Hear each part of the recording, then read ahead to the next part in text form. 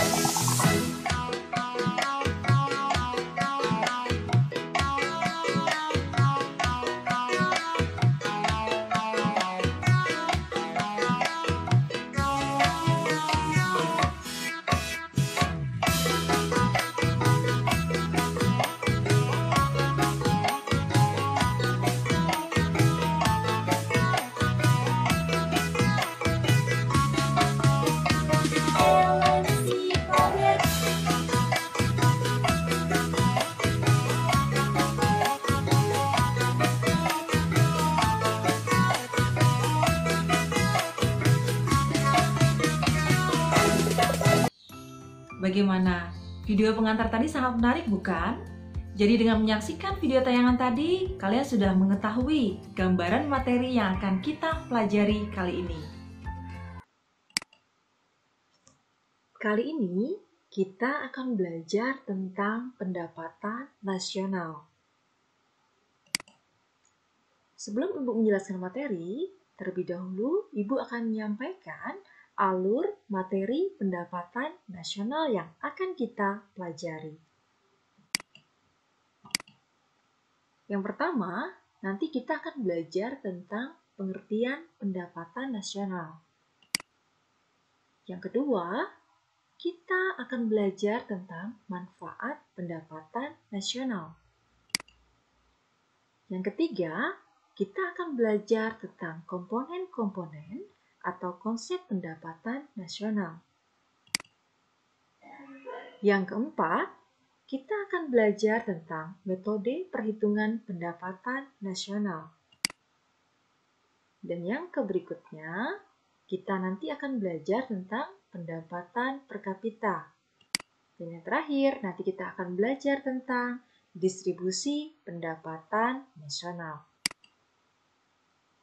Kita akan masuk materi yang pertama, yaitu tentang pengertian pendapatan nasional.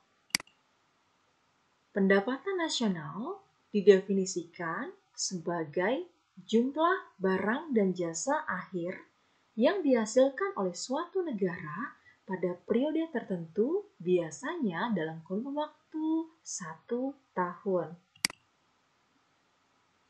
Pendapatan nasional merupakan salah satu indikator yang dapat digunakan untuk mengukur laju pembangunan dan perkembangan tingkat kesejahteraan suatu negara dari waktu ke waktu.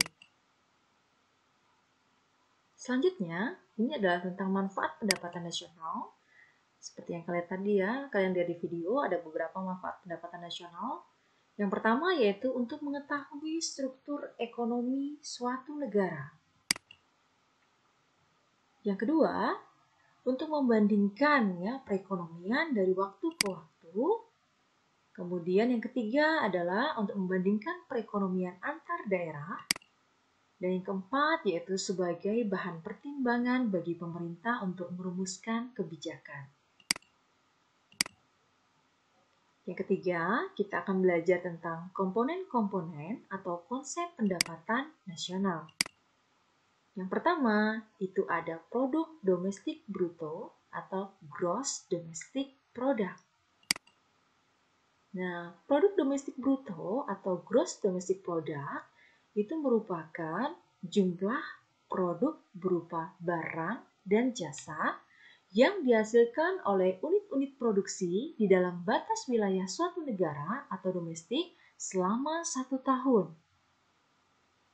Dalam perhitungan GDP ini termasuk juga hasil produksi barang dan jasa yang dihasilkan oleh perusahaan atau orang asing yang beroperasi di wilayah negara yang bersangkutan.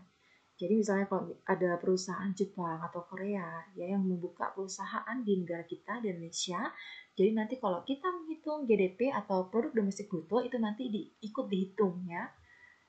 Kemudian yang berikutnya, barang-barang yang dihasilkan itu termasuk barang modal yang belum diperhitungkan penyusutannya.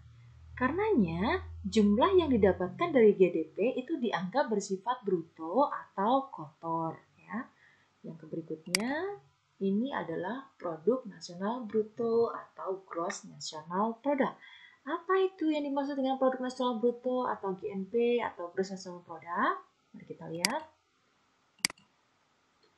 Produk nasional bruto atau gross national product atau disingkat istilah lain itu PNB ya, produk nasional bruto itu meliputi nilai produk berupa barang dan jasa yang dihasilkan oleh penduduk suatu negara atau nasional selama 1 tahun.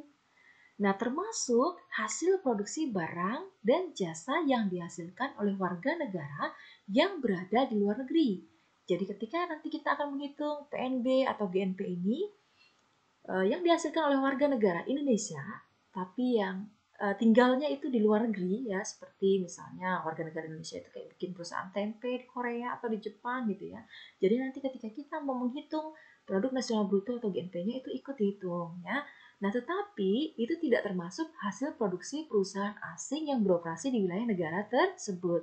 Jadi ketika ada perusahaan Korea atau Jepang tadi yang bikin usaha di negara kita, itu tadi kalau di yang pertama GDP tadi ikut dihitung, tapi kalau kita hitung GNP itu tadi tidak diikutkan menghitung ya, seperti itu. Nah, rumusnya untuk menghitung GNP ini adalah GDP dikurangi produk neto luar negeri. Yang ketiga, ada produk nasional neto atau net national product. Apa itu net national product? Mari kita lihat bersama. Produk nasional neto atau net national product itu adalah GNP ya dikurangi depresiasi atau penyusutan ya barang modal atau sering pula disebut replacement. Nah, replacement atau penggantian barang modal atau penyusutan bagi peralatan produksi yang dipakai dalam proses produksi itu umumnya bersifat taksiran ya, hanya dikira-kira. Sehingga mungkin saja kurang tepat ya dan dapat menimbulkan kesalahan meskipun relatif kecil. Nah, rumusnya untuk menghitung NNP itu adalah GNP dikurangi penyusutan. Yang keempat adalah pendapatan nasional neto atau NNI atau Net National Income. Apa itu Net National Income? Kita lihat. Pendapatan nasional neto atau Net National Income itu adalah pendapatan yang dihitung menurut jumlah balas jasa yang diterima oleh masyarakat sebagai pemilik faktor produksi. Nah, besarnya NNI itu dapat diperoleh dari NNP dikurangi pajak tidak langsung. Yang dimaksud dengan pajak tidak langsung itu adalah pajak yang bebannya dapat dialihkan kepada pihak lain, seperti pajak penjualan, pajak hadiah, dan lain-lain. Nah, rumusnya NNI itu adalah NNP dikurangi pajak tidak langsung. Yang kelima adalah pendapatan perseorangan atau personal income atau disingkat dengan PI ya. Pendapatan perseorangan atau personal income itu adalah jumlah pendapatan yang diterima oleh setiap orang dalam masyarakat termasuk pendapatan yang diperoleh tanpa melakukan kegiatan apapun. Pendapatan perseorangan itu juga menghitung pembayaran transfer atau transfer payment. Nah, transfer payment itu adalah penerimaan yang bukan merupakan balas jasa produksi tahun ini, melainkan diambil dari sebagian pendapatan nasional tahun lalu. Contoh, pembayaran dana pensiun, tunjangan sosial bagi para pengangguran, bekas pejuang, bunga utang pemerintah, dan sebagainya. Untuk mendapatkan jumlah pendapatan perseorangan, NNI harus dikurangi dengan pajak laba perusahaan atau pajak yang dibayar setiap badan usaha kepada pemerintah. Laba yang tidak dibagi itu adalah sejumlah laba yang tetap ditahan di dalam perusahaan untuk beberapa tujuan tertentu, misalnya keperluan perluasan perusahaan, dan iuran pensiun. Itu adalah iuran yang dikumpulkan oleh setiap tenaga kerja dan setiap perusahaan dengan maksud untuk dibayarkan kembali setelah tenaga kerja tersebut tidak lagi bekerja. Nah, rumusnya untuk menghitung PI atau personal income itu adalah NNI ditambah transfer payment, dikurangi laba ditahan, ya, ditambah iuran asuransi plus iuran jaminan sosial plus pajak perseorangan. Jadi, antara item yang ini dikurangi dengan item yang ini, maka akan ketemulah PI. Ya. Yang keenam, ini adalah pendapatan yang siap dibelanjakan atau disposable income atau DI. Ya. Jadi, pendapatan yang siap dibelanjakan atau disposable income itu adalah pendapatan yang siap untuk dimanfaatkan guna membeli barang dan jasa konsumsi, dan selebihnya menjadi tabungan yang disalurkan menjadi investasi.